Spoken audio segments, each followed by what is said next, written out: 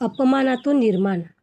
एका मुलाला शाळेच्या गेटमधून हाकलून दिलं होतं, कारण त्याच्या पायात चप्पल नव्हती. 20 वर्षांनी त्याच शाळेच्या समोर त्याने स्वतःची शाळा बांधली, पण त्या शाळेत चप्पल घालून येणाऱ्याला प्रवेश नव्हता. का? ही गोष्ट ऐकल्यावर तुमच्या शाळेकडे बघण्याचा दृष्टिकोन बदलेल. पुण्याच्या एका सिग्नलवर, जिथे मोठमोठ्या गाड्या थांबायच्या, तिथे एक 9 वर्षाचा मुलगा पुस्तकं विकायचा. त्याचं नाव होतं बबलू. त्याने आयुष्यात कधीच शाळेचं तोंड पाहिलं नव्हतं. त्याला स्वतःचं नाव लिहिताही येत नव्हतं, पण तो रोज सकाळी 5 वाजता उठून जुन्या पुस्तकांच्या दुकानातून 10-15 गोष्टींची पुस्तकं, बाळबोधसारखी पुस्तकं 5 रुपयाला घेऊन यायचा आणि सिग्नलवर 20 रुपयाला विकायचा. त्याला अक्षरं वाचता येत नव्हती, पण पुस्तकांच्या वरच्या चित्रांवरून तो गोष्ट बनवून सांगायचा. एक दिवस त्या सिग्नलवर एका मोठ्या काळ्या गाडीची काच खाली झाली आणि आतमध्ये एक मॅडम बसल्या होत्या. त्यांनी बबलूला बोलावलं आणि विचारलं, बाळा, हे पुस्तक कशाबद्दल आहे? बबलूने चित्र बघून सांगितलं की ही एक राजाची गोष्ट आहे, जो गरीब मुलांना मदत करतो. त्या मॅडम हसल्या आणि म्हणाल्या, अरे, हे तर इंग्रजी स्पेलिंगचं पुस्तक आहे. तेव्हा बबलू पहिल्यांदा लाजला. त्याच्या मनात पहिल्यांदा वाटलं की आपल्याला वाचता आलं पाहिजे.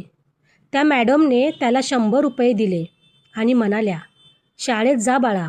बबलू त्या 100 रुपयाचं नोट घेऊन धावतच जवळच्या महानगरपालिकेच्या शाळेत गेला. शाळेच्या गेटवर शिपाई होता. त्याने बबलूचे फाटके कपडे, वाढलेले केस आणि अनवाणी पाय बघितले आणि त्याला आत सोडलं नाही. बबलू म्हणाला, मला शिकायचं आहे. माझ्याकडे 100 रुपये आहेत. शिपाई म्हणाला, इथे असल्या घाणेरड्या पोरांना प्रवेश नाही. चल निघ इथून. बबलू तिथेच गेट पकडून उभा राहिला. आतमध्ये प्रार्थना सुरू होती. जनगण मन सुरू होतं आणि बाहेर बबलू रडत होता. त्याचवेळी त्या शाळेचे मुख्याध्यापक गेटमधून आत येत होते. त्यांनी बबलूला बघितलं आणि शिपायाला विचारलं, काय झालं? शिपाई म्हणाला, हा रोजचा भिकारी आहे. सर, मुख्याध्यापक बबलूकडे आले आणि म्हणाले, काय हवं तुला? बबलूने थरथरत्या हाताने ती 100 रुपयाची नोट पुढे केली आणि म्हणाला, सर, मला शिकायचं आहे. मला फक्त आत येऊ द्या. मुख्याध्यापकांनी त्याच्या हाताकडे बघितलं. त्याचे हात काळे झाले होते, नखं वाढलेली होती. ते म्हणाले, अरे, आधी आंघोळ करून ये, चप्पल घालून ये, गणवेश घालून ये, मग प्रवेश मिळेल. बबलू म्हणाला, सर, माझ्याकडे काहीच नाही. माझी आई धुणीभांडी करते. वडील सोडून गेलेत. मुख्याध्यापक म्हणाले, मग आम्ही काय करू शकतो? नियम म्हणजे नियम. त्यांनी त्या 100 रुपयाकडे बघितलंही नाही आणि आत निघून गेले. त्या दिवशी बबलूला पहिल्यांदा समजलं की गरीब असणं हा एक गुन्हा आहे. त्याला शाळा नको होती. त्याला फक्त एका प्रश्नाचं उत्तर हवं होतं की पुस्तकात काय लिहिलंय. तो तिथून परत सिग्नलवर आला, पण आता त्याचं पुस्तक विकण्यात मन लागत नव्हतं. तो रोज त्या शाळेच्या भिंतीच्या बाहेरून आत बघायचा. मुलं खेळताना, शिकताना बघायचा. एक दिवस त्याला भिंतीला एक जाहिरात दिसली. एका NGOने रात्रीची शाळा सुरू केली होती, जिथे काम करणाऱ्या मुलांना शिकवलं जायचं. बबलू तिथे गेला. तिथे एक सर होते, नाव प्रकाश सर. प्रकाश सरांनी बबलूला कधीच हकललं नाही. त्यांनी त्याला बसायला एक चटई दिली. बबलूने पहिल्यांदा अ लिहिला.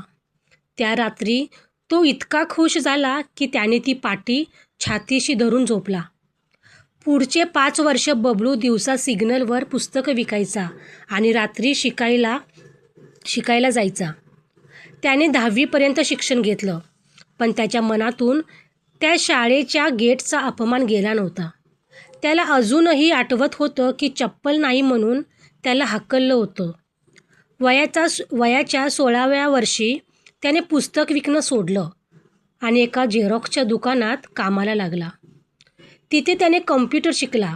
त्याने बघितलं की श्रीमंत घरची मुलं प्रोजेक्ट प्रिंट करायला यायची. त्यांच्याकडे हजारो रुपये असायचे. बबलूने हळूहळू पैसे साठवायला सुरुवात केली. त्याने एक छोटा सेकंड हँड कॉम्प्युटर घेतला आणि त्या झोपडपट्टीत जिथे तो राहायचा तिथे संध्याकाळी 3 मुलांना शिकवायला सुरुवात केली. त्यांच्याकडून तो 1 रुपयाही घेत नव्हता. त्याची अट एकच होती, चप्पल घालून यायचं नाही. सगळे अनवाणी यायचे. लोक हसायचे की हा कसला विचित्र नियम आहे. पण बबलूला माहीत होतं तो नियम का आहे. कारण त्याला त्या मुलांना सांगायचं होतं की तुम्ही जसे आहात तसेच स्वीकारले जाणार आहात. पुढचे 3 वर्ष त्याने अथक मेहनत घेतली. त्याच्या शिकवलेल्या पहिल्या 3 मुलांपैकी 2 मुले चांगल्या मार्कांनी पास झाली. त्यांची गोष्ट पेपरमध्ये आली. एका पत्रकाराने त्याची मुलाखत घेतली. त्या मुलाखतीत बबलूने त्याच्या आयुष्याची गोष्ट सांगितली. तो पेपर पुण्यातल्या एका मोठ्या बिल्डरने वाचला. बिल्डरला त्याची गोष्ट आवडली आणि त्याने बबलूला भेटायला बोलावलं. बिल्डर म्हणाला, तुला काय हवं? बबलू म्हणाला, मला शाळेसाठी जागा हवी, छोटीशी. बिल्डरने त्याला त्याच झोपडपट्टीच्या जवळ एक 1000 स्क्वेअर फुटाचा पत्र्याचा शेड दिला. तिथे बबलूने पहिली अधिकृत शाळा सुरू केली. नाव ठेवलं अनवाणी शाळा. नियम एकच होता, या शाळेत येताना चप्पल बाहेर काढायची.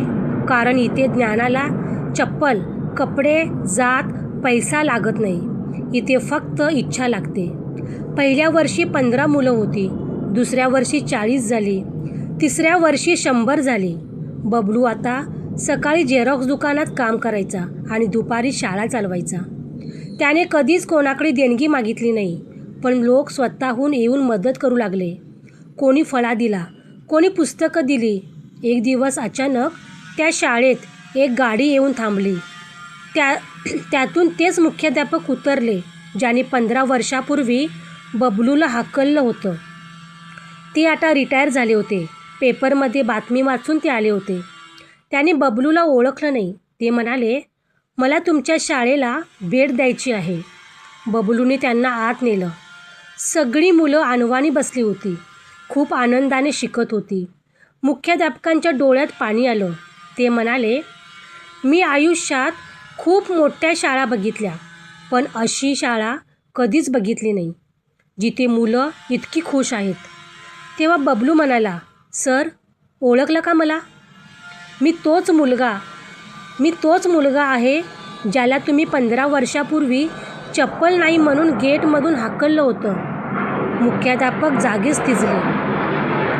त्यांच्या डोळ्यातून अश्रू आले. ते म्हणाले, मला माफ कर बाळा, तेव्हा मी नियमामध्ये अडकलो होतो.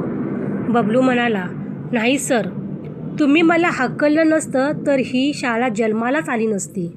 त्या दिवशी त्या मुख्याध्यापकांनी त्या अनवाणी शाळेत शिक्षक म्हणून काम करायला सुरुवात केली. आज त्या अनवाणी शाळेत 300 मुलं शिकतात. त्या शाळेतली सगळ्यात हुशार मुलगी, जिने कधीच चप्पल घातली नाही, ती म्हणते, मोठी होऊन मला बबलू सरांसारखं शिक्षक व्हायचं आहे. आणि बबलू आजही जेव्हा नवीन मुलगा येतो तेव्हा त्याला एकच प्रश्न विचारतो, बाळा, तुला काय बनायचं आहे? आणि मग त्याला आत घेतो. अनवाणी, जसा तो आहे तसा. कारण त्याला माहीत आहे, शिक्षणासाठी गणवेश नाही, इच्छा लागते. आणि आज त्या शाळेच्या भिंतीवर एकच वाक्य लिहिलेलं आहे, इथे चप्पल घालून येणाऱ्याला प्रवेश नाही. कारण इथे पाय नाही तर स्वप्न बघितली जातात. धन्यवाद.